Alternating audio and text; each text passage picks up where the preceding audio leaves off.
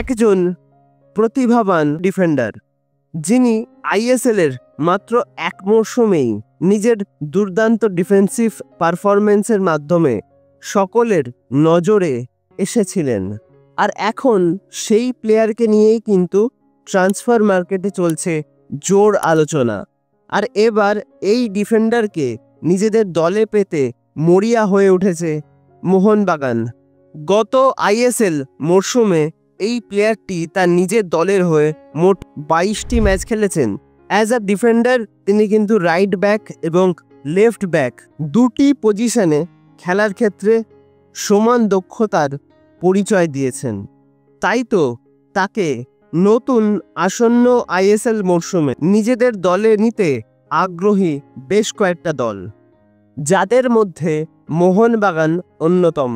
মোহনবাগানের এই মুহূর্তে প্রয়োজন তাদের ডিফেন্স লাইনে একজন নির্ভরযোগ্য ভারতীয় ডিফেন্ডার, যিনি রাইট ব্যাক এবং লেফট ব্যাক হিসাবে খেলতে পারবেন।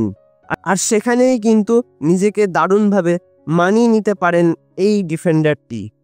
আমি যে প্লেয়ারটির কথা এতক্ষণ ধরে আলোচনা করলাম, সেই প্লেয়ারটি কিন্তু গত মরশুমে খেলেছিলেন পাঞ্জাব এফসির হয়ে, যার নাম টেকচাম অভিষেক সিং। তবে এখনো পর্যন্ত কিন্তু এই ট্রান্সফারটিকে কনফার্ম বলা যায় না, এখনো কিন্তু কথাবার্তা চলছে। মোহনবাগান তাকে দলে নিতে চাইছে, তবে তাকে দলে নিতে পারলে মোহনবাগান ডিফেন্সের জন্য যে সেটা কতটা ভালো একটা সাইনিং হবে সেটা কিন্তু বলার অপেক্ষা রাখে না।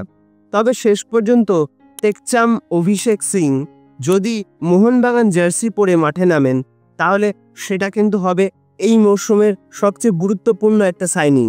তবে এই বিষয়ে কোনো সিদ্ধান্তই কিন্তু এখনো চূড়ান্ত নয়, এখনো কথাবার্তা চলছে। তবে সামনের কয়েকদিনের মধ্যেই কিন্তু এই বিষয়ে একটা স্পষ্ট ধারণা সবাই পেয়েই যাবেন।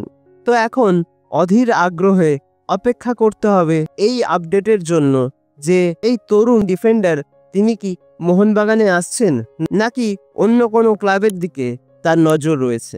তো আপনি কি ভাবছেন, টেকচাম অভিষেক সিং তিনি কি মোহনবাগান জার্সি পরবেন? আপনার মতামত জানিয়ে দিন কমেন্ট বক্সে।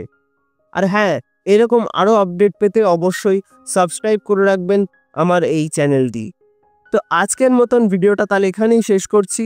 দেখা হবে আবারও পরবর্তী ভিডিওতে, নতুন কোনো দিন, নতুন কোনো সময়। আপনারা ভালো থাকবেন এবং সুস্থ থাকবেন।